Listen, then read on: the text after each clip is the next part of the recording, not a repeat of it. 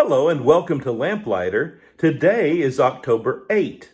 Today in our daily Bible reading, we are going to be introduced to yet another of God's prophets, one with a very special task and one with a very interesting story.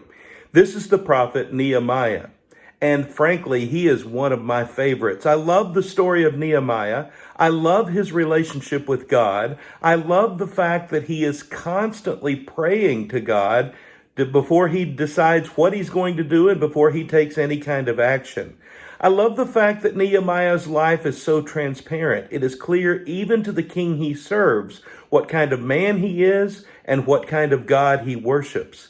So as we begin the telling of the story, the reading of the story in today's text, remember that Nehemiah is also taking place at the time of Ezra.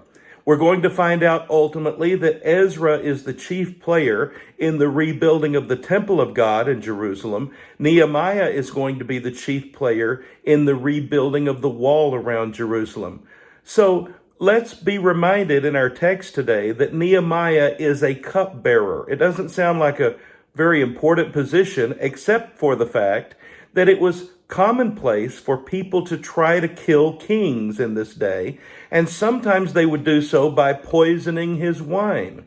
So the cupbearer's responsibility, as is the case of Nehemiah here, is to be the taster, so to speak, of anything the king eats or drinks, to be sure that it's safe before it's given to him. So you have to have someone in this position who's very trustworthy, someone that the king entrusts his life to. And so that's the kind of character Nehemiah is. With all of this in mind, let's look at some of the excerpts of the reading today. These are the words of Nehemiah. And he says, "While I was in the citadel of Susa, Hanani, one of my brothers, came from Judah with some other men, and I questioned them about the Jewish remnant that survived the exile and also about Jerusalem." So Nehemiah is a long way from home. He's in Susa, the capital of the nation of Persia, serving the king. And so when some men from home come, he wants to find out about home. How are things going back in Jerusalem? But the report he gets is not a good one. "They said to me, those who survived the exile and are back in the province are in great trouble and disgrace. The wall of Jerusalem is broken down and its gates have been burned with fire." This is not a pleasant scene at all. This is not what Nehemiah wanted to hear. As a matter of fact, he says, "When I heard these things, I sat down and wept. For some days I mourned and fasted and prayed before the God of heaven." So already in the very opening of Nehemiah, we see that he's a man of prayer. I want us to take the time together to read this prayer because it is so powerful. He says, "O Lord God of heaven, the great and awesome God who keeps his covenant of love with those who love him and obey his commands, let your ear be attentive and your eyes open to hear the prayer your servant is praying before you day and night for your servants, the people of Israel. I confess the sins we Israelites, including myself and my father's house, have committed against you." He says, "We have acted very wickedly toward you." And I love the fact that already in the beginning of his prayer, Nehemiah is confessing his own sinfulness, his own part in the problem. He says, "We have not obeyed the commands, decrees, and laws you gave your servant Moses. Remember the instruction you gave your servant Moses, saying, 'If you are unfaithful, I will scatter you among the nations. But if you return to me, obey my commands, then even if your exiled people are at the farthest horizon, I will gather them from there and bring them to the place I've chosen as a dwelling for my name.'" Nehemiah is acknowledging the fact that everything has happened according to the way God has promised. They have been unfaithful. They have been punished by being sent into exile. But now he's hoping that they can be renewed because now God has forgiven their sins and brought them back home.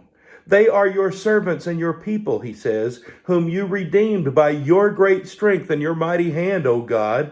So, O Lord, let your ear be attentive to the prayer of this your servant and to the prayer of your servants who delight in revering your name. Give your servant success today by granting him favor in the presence of this man. Nehemiah knows that he plans to go and approach the king about this problem. But before he even does that, he asks for God's blessing. He acknowledges sin, he asks for forgiveness, and then he seeks God's blessing in doing God's will. He says, I was cupbearer to the king, and in the month of Nisan, in the 20th year of King Artaxerxes, when wine was brought before him, I took the wine and gave it to the king. That was his normal custom. But notice what he says here. I had not been sad in his presence before. That tells us something about Nehemiah's character. And the king notices that he's sad. And so the king asks him, why does your face look so sad when you are not ill? This can be nothing but sadness of heart. He knows he's discouraged. He knows he's down. And so the king says, what's going on? And Nehemiah admits, I was very much afraid, but I said to the king, may the king live forever. Why should my face not look sad when the city where my fathers are buried lies in ruins and its gates have been destroyed by fire? He's heard this report. It has been discouraging to him, and now he tells the king about it. So the king says to him, what is it you want? Now, notice, even before Nehemiah answers the question, what does he do? He prays.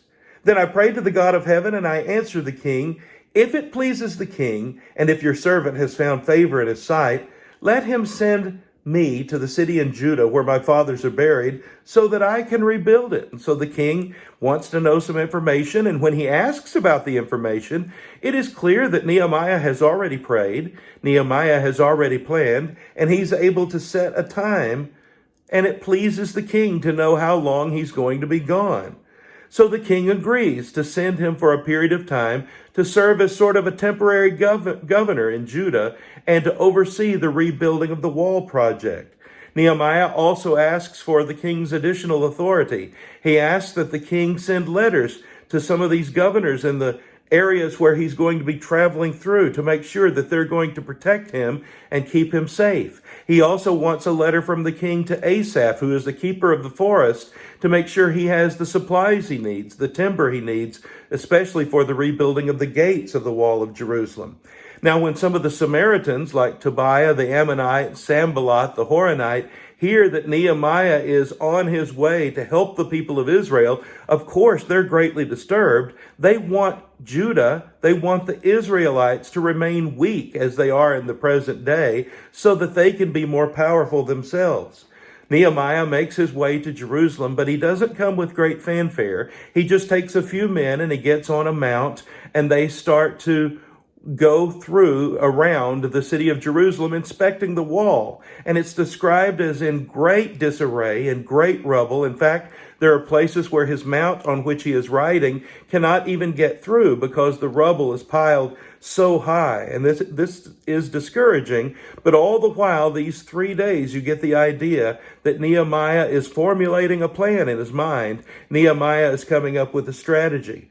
And so finally he says to them, to the people, you see the trouble we are in. You see that Jerusalem lies in ruins and its gates have been burned with fire. Come, let us rebuild the wall of Jerusalem and we will no longer be in disgrace.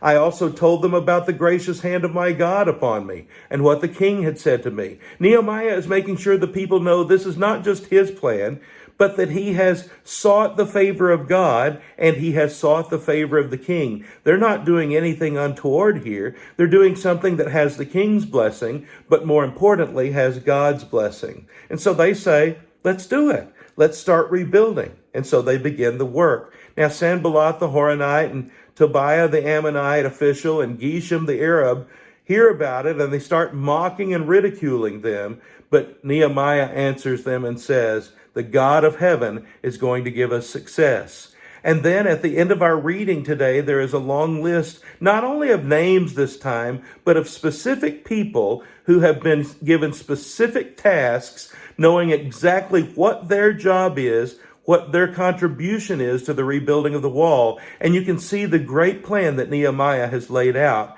Nehemiah is a man of God. The story is not about Nehemiah. The story is about the God who keeps blessing his people.